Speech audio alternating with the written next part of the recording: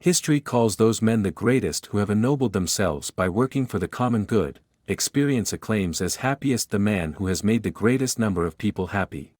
As Prometheus, having stolen fire from heaven, begins to build houses and to settle upon the earth, so philosophy, expanded to be the whole world, turns against the world of appearance. The same now with the philosophy of Hegel.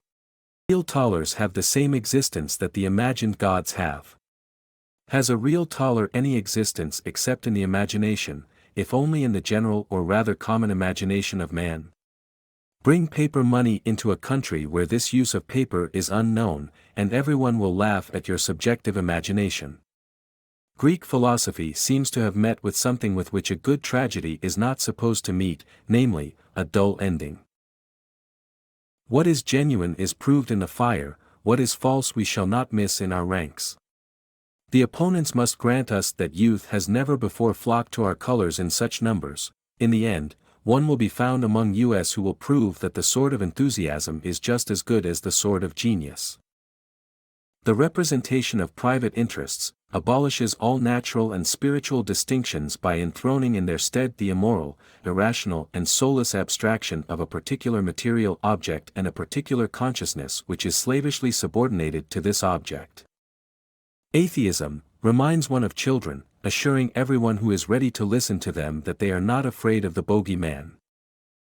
Political economy came into being as a natural result of the expansion of trade, and with its appearance elementary, unscientific huckstering was replaced by a developed system of licensed fraud, an entire science of enrichment.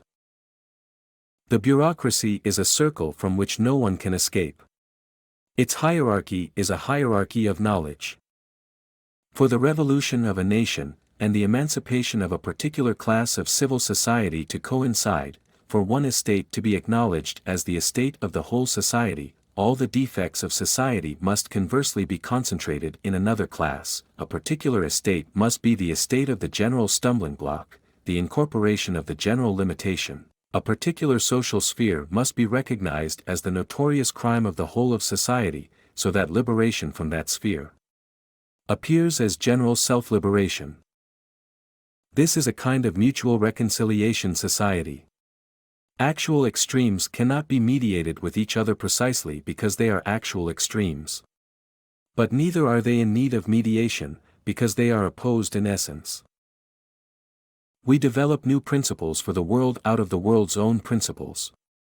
We do not say to the world, cease your struggles, they are foolish, we will give you the true slogan of struggle. We merely show the world what it is really fighting for, and consciousness is something that it has to acquire, even if it does not want to. But, if constructing the future and settling everything for all times are not our affair, it is all the more clear what we have to accomplish at present. I am referring to ruthless criticism of all that exists, ruthless both in the sense of not being afraid of the results it arrives at and in the sense of being just as little afraid of conflict with the powers that be. Religious suffering is, at one and the same time, the expression of real suffering and a protest against real suffering. Religion is the sigh of the oppressed creature, the heart of a heartless world, and the soul of soulless conditions. The state is based on this contradiction. It is based on the contradiction between public and private life, between universal and particular interests. For this reason, the state must confine itself to formal, negative activities. When communist artisans associate with one another, theory, propaganda, etc., is their first end. But at the same time, as a result of this association, they acquire a new need, the need for society, and what appears as a means becomes an end. The brotherhood of man is no mere phrase with them, but a fact of life, and the nobility of man shines upon us from their work-hardened bodies. The only intelligible language in which we converse with one another consists of our objects in their relation to each other. We would not understand a human language and it would remain without effect. By one side it would be recognized and felt as being a request, an entreaty, and therefore a humiliation.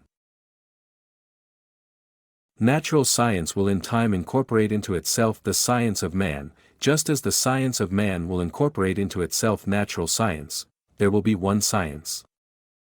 Communism is for us not a state of affairs which is to be established, an ideal to which reality will have to adjust itself. We call communism the real movement which abolishes the present state of things. The conditions of this movement result from the premises now in existence. Thanks for watching. Don't forget to subscribe.